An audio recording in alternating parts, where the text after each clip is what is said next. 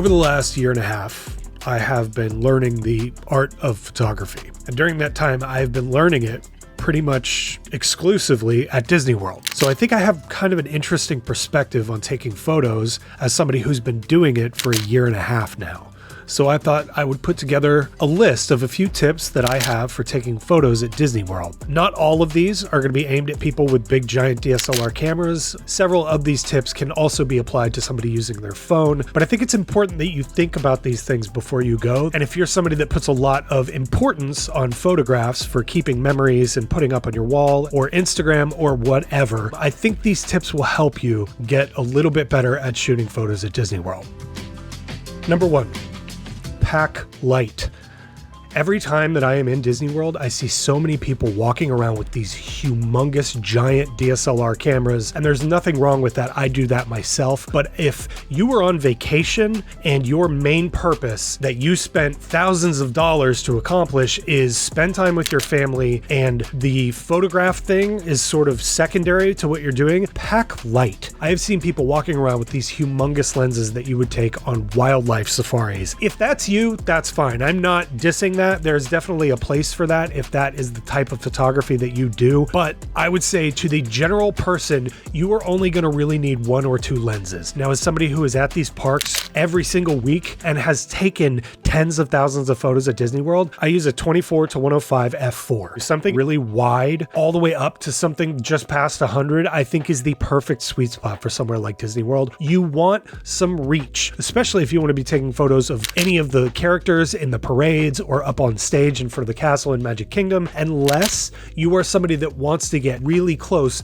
Just past 100 is going to be enough. I would also suggest a really fast prime for nighttime fireworks, parades, also inside all of the rides. Having a fast prime is important. If I'm going to go for the full day and I know I'm going to be doing rides, I'm going to stay until the night, maybe I'm going to go see Fantasmic. A, I'm going to want some reach, and B, I'm going to want something fast. I don't think you're going to need to walk around with something this big. If you're like me and suffer from a micro penis that you need to compensate for, then I would consider buying one of these. Are you sure about that? Why are you laughing? It's just not realistic, and it is going to tire you out. So that leads me to the next tip. Number 2. The next tip that I have for you is going to be embrace the chaos, because Disney World is a chaotic place, and there are thousands of people in your little bubble all the time. And it can be overwhelming, especially if you're trying to take photos of this park with nobody in it. That is an art in and of itself. There are several people on Instagram who make it their entire feed to try to get nobody inside of any of their photos. It takes dedication if that's what you're after. That's the type of photo that if you're on vacation, you're going to get what you get, and you're not going to be okay sitting around waiting for the perfect shot to open up. So I would say embrace the chaos. If you're okay with people in your photos, then do that. Because looking back at old photos with people in them from 10, 20 years ago is an insane thing. And you have a photo of a place and a time that no longer exists. And all of the people in that photo make that photo better by being in it. Number 3.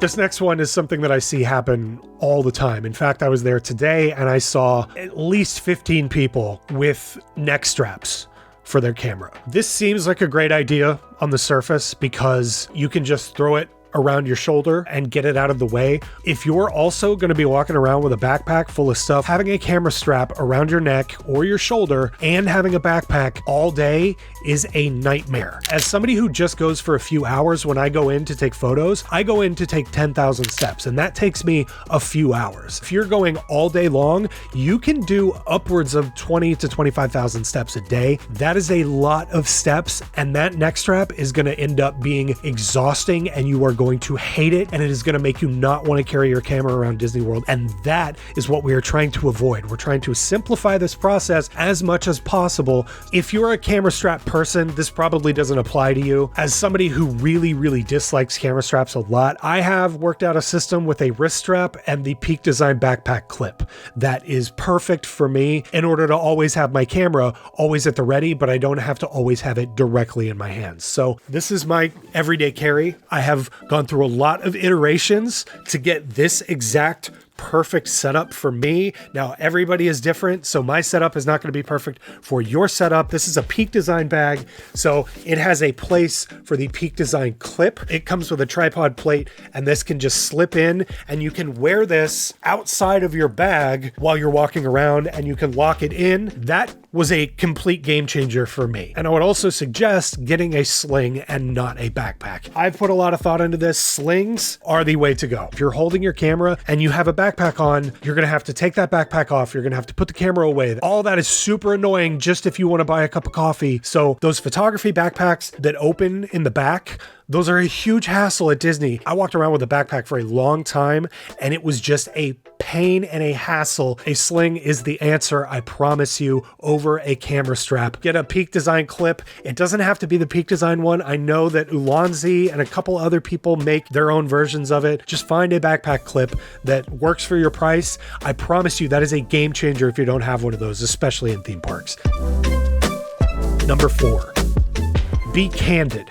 Do not always be posing your family. There are going to be situations where they are eating a Mickey bar in front of a parade and you want to capture that. And this also comes back around to having a backpack clip or a way to grab your camera quickly without a camera strap. All of these things are wrapping in together to make your day as a photographer in Disney World easier. By not posing your family, you are going to be able to capture those moments that happen organically and are not forced. And when you go back to look at them by embracing the chaos and taking photos of your family candidly on the People Mover or having a Mickey bar in front of a parade, that is how you capture the magic of your theme park visit. It is difficult, especially if you get overwhelmed easily. I promise you, you can make it work, but you have to embrace the chaos by allowing other people into your photos and not being a super stickler and getting annoyed that other people are in it. Be candid about it. And this leads into my next one, number 5.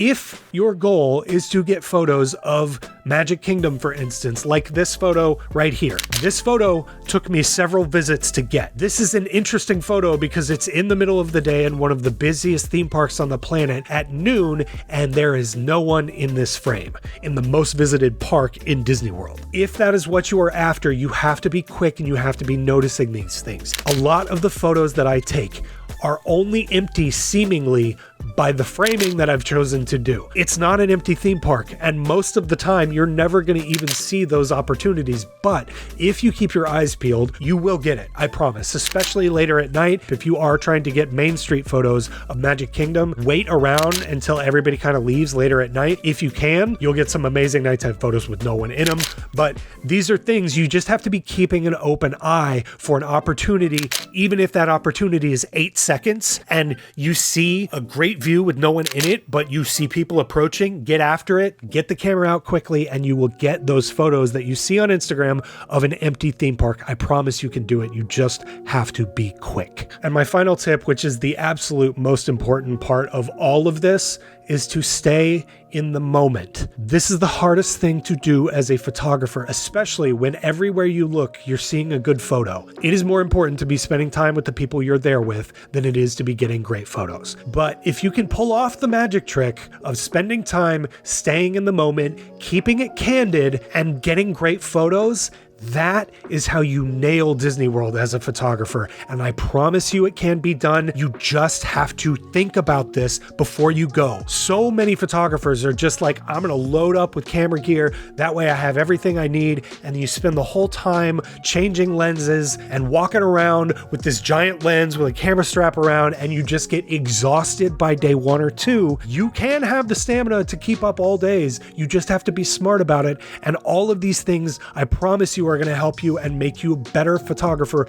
while you are visiting theme parks. So let me know what you thought about these tips. I really appreciate you watching. If you like this, make sure you hit the like button. If you really liked it, make sure you hit the subscribe button. I got a lot more content like this coming in the future. Thanks for watching, and I'll see you next time. Mike the Finder out. See ya.